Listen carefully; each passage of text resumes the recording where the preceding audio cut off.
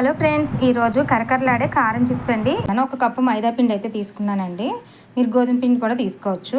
దీంట్లో తగినంత సాల్ట్ అయితే వేసేసుకోండి. ఇందులో కొంచెం ఆయిల్ అయితే పోసుకోండి. కొంచెం కొంచెం వాటర్ పోసుకుంటూ చపాతీ ముద్దలా కలిపేసుకోండి. ఇదిగోండి, ఈ విధంగా సాఫ్ట్గా చపాతీ ముద్దలా చేసేసుకుని పక్కన పెట్టేసుకోండి. ఒక 10 నిమిషాలు పక్కన పెట్టేసుకోండి. ఇంటికి రెడీ పెట్టుకున్నాము. నేను చేసుకున్న చపాతీ ముద్దని ఈ విధంగా 4 పార్ట్స్గా డివైడ్ చేసుకున్నాను. ఇప్పుడు పిండి జల్లుకుంటూ కొంచెం కొంచెం ఇదిగోండి చపాతీని పల్చగా ఒత్తేసుకోండి. ఇలా చపాతీలో చేసుకున్న తర్వాత మనకు నచ్చిన షేప్లో కట్ చేసేసుకోండి. ఇలా మీకు నచ్చిన షేప్లో కట్ చేసేసి పక్కన పెట్టేసుకోండి. వెలిగించి ప్యాన్ పెట్టుకుని ఆయిల్ అనేది పోసుకోండి. ఆయిల్ మరుగుతున్నప్పుడు మనం చేసి పెట్టుకుని ముక్కల్ని వేసేసుకోండి. ఈ విధంగా అన్నీ కూడా వేపేసుకుని కొన్ని విడిగా తీసి కారం జిమ్ముతున్నానండి.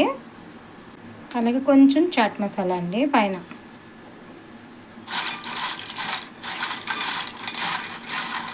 మైదా పిండి చిప్స్ రెడీ అయిపోయినాయండి.